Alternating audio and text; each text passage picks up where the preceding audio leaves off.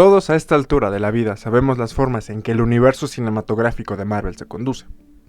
Una estructura del guión establecida como molde en toda película que sale de sus entrañas y que antepone la forma antes que el fondo.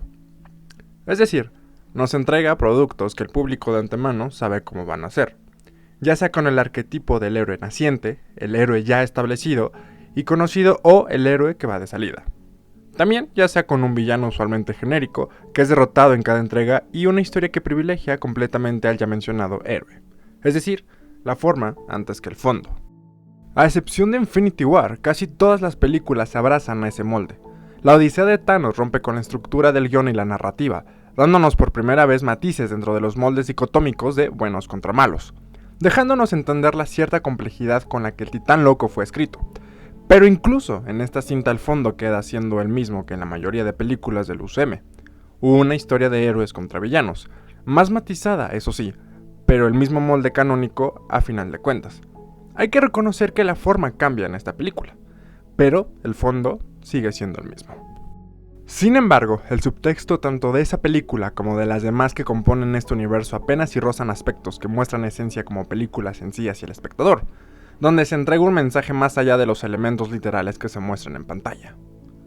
Sorprendentemente, Guardianes de la Galaxia Volumen 3 decide por primera vez dejar de ser atento solamente con la forma y enfocarse en el fondo, dejando la clásica estructura de guión dicotómico de héroes contra villanos, pero otorgándole al espectador el mensaje más potente que tiene este universo cinematográfico.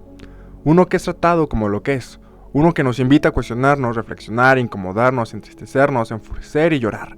Porque la esencia de esta película apela a ramificaciones que todo ser humano normal posee. Apela a la empatía, al vernos a nosotras y nosotros hacia adentro. Apela a la realidad en donde vivimos, el maltrato animal. Pero la película no se queda ahí únicamente, sino que aprovecha el tono de la trama para darnos un desarrollo de personajes brutal y un cierre más que perfecto para cada uno de los guardianes. Pero de eso hablaré más adelante, porque me gustaría enfrascarme con el protagonista de esta película y su poderoso mensaje, Rocket. Ya de un inicio, James Gunn nos muestra el tono de esta tercera entrega, y es que por medio de un flashback la historia muestra la tragedia que ronda a Rocket desde su nacimiento.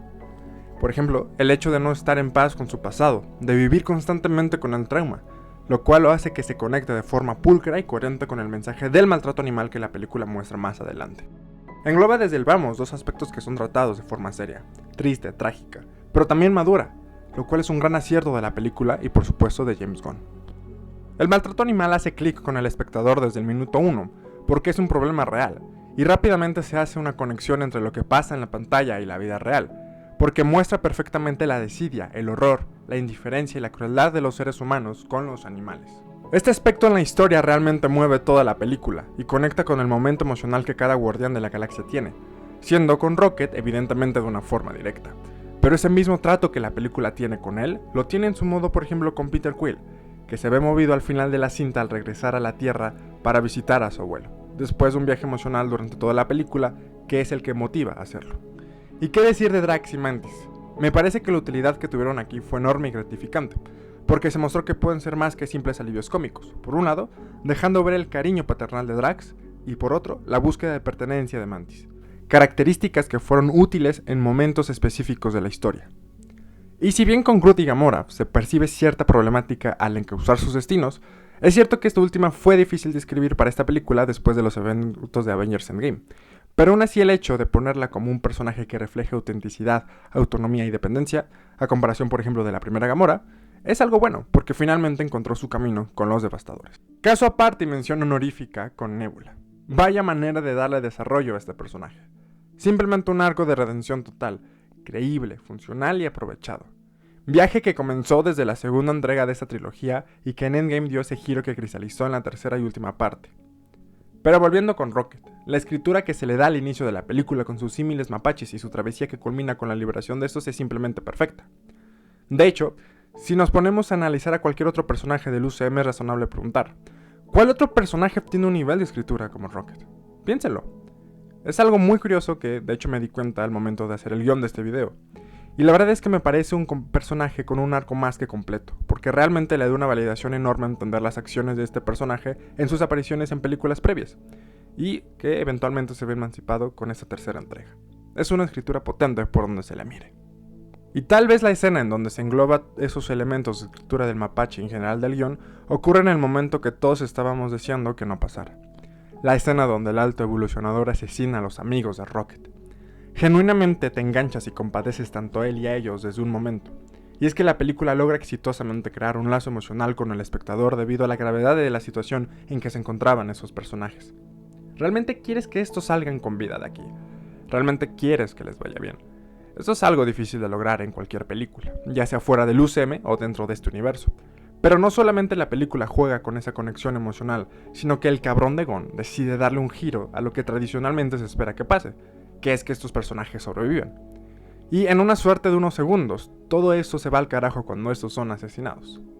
Genuinamente yo lloré en esta escena. De hecho, es la única película en este universo donde me ha pasado.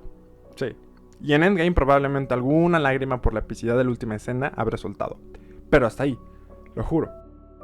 Pero es que lo que sigue después del asesinato de los amigos de Rocket es la cereza sobre el pastel. Porque de un momento a otro vemos el desgarre emocional de este una vez que vio morir a sus amigos. De hecho, sus únicos amigos hasta ese momento. Y vemos después el ataque tan violento hacia el alto evolucionador, en un arrebato de completa rabia e ira. Tradicionalmente estas escenas, en donde el héroe ataca justificadamente al villano, por cierto, son pulcras en mostrar peleas épicas, donde se deje bien parado al héroe y se disfrutan todos los golpes hacia el antagonista en turno. Pero es que en esta escena, lejos de provocar un sentimiento positivo hacia el espectador, lo que hace la narrativa es mostrarnos una escena incómoda, violenta, sucia, salvaje e incluso sangrienta. La película te grita en la cara que no todas las ocasiones las peleas van a ser así, bonitas o pulcras, que en la vida real estas cosas pasan de esta forma, cosas feas. Sí, te da gusto que le den en su madre al güey morado ese, pero es demasiado grotesco como para genuinamente gritar de alegría. Todo es oscuro, es triste, es trágico. Eso es lo que representa esta escena, la tragedia. Y realmente manejar la tragedia tanto en series como películas es complejo, porque esencialmente la tragedia, como su concepto lo refiere, debe doler, debe destruir en algún aspecto a quien la sufre, y también en cierta medida al espectador. Debe sentirse como algo que poderosamente te motive a viajar al pasado para evitar lo que acontece en el presente. Pero aún así sabiendo en el fondo que nada de lo que hagas podrá ciertamente hacer algo para que el pasado cambie o sea de otra forma. Por eso la tragedia, cuando es bien llevada en una historia, es algo muy maduro por parte de la dirección de la película. Es simplemente una escritura potente, dolorosa, trágica y todos los adjetivos que gustes y mandes. Como dije anteriormente, ese viaje de redención que emprende Rocket se ve culminado cuando regresa a la jaula donde este vio la luz por primera vez, junto a los demás miembros de su especie. Y en un matiz poético, este ahora los libera, mostrándose sí, como figura superior, pero ejerciendo la bondad, la empatía, el respeto y la humanidad tanto a los demás mapaches como al resto de animales. Es realmente un arco de personaje redondo, completo y que se construye desde la primera vez que lo vemos en pantalla. Ese buen trato que la película le da al resto de los guardianes era algo necesario. Primero que nada, porque es el cierre de su trilogía, pero también por el hecho de que la temática de esta entrega sí lo requería. Debía ser congruente el mensaje de la misma y el trato a sus protagonistas. El verlos bailar en esa última escena es enormemente satisfactorio. Es bello en muchos sentidos, y más porque fueron tratados tanto útilmente de cara a la trama, así como coherentemente en relación a sus personalidades.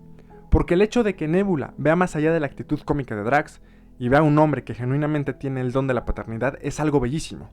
Y que esta última tenga una sonrisa de oreja a oreja corona la situación. Situación similar con Mantis y Quill, que buscan ahora su propio camino, sin dejar jamás estos de ser familia. Guardianes de la Galaxia Volumen 3 es una película que apela a mostrar un mensaje maduro, uno que debe ser tratado con mucha responsabilidad. Apela al cuidado de los animales, pero también al hecho de cuestionarnos hasta qué punto el ser humano realmente los respeta, realmente los aprecia por el hecho de ser seres con sentimientos, emociones o miedos. La película te muestra que a veces nuestra soberbia y antropocentrismo es más grande que la humanidad que muchas veces presumimos que tenemos. Es una película que abona el cariño hacia los demás, una que invita a quererse también a uno mismo, a estar en paz con nuestro espíritu, a llorar también, a sufrir incluso, pero con la condición de sanar eventualmente, y que gracias a ello busquemos quiénes somos y a dónde vamos. La cinta toca temas tan humanos que es imposible no conectar desde un inicio, y a pesar de sus contables fallas en materia de guión e historia, Guardianes de la Galaxia Volumen 3 es la película más madura y profunda emocionalmente de todo el universo cinematográfico de Marvel.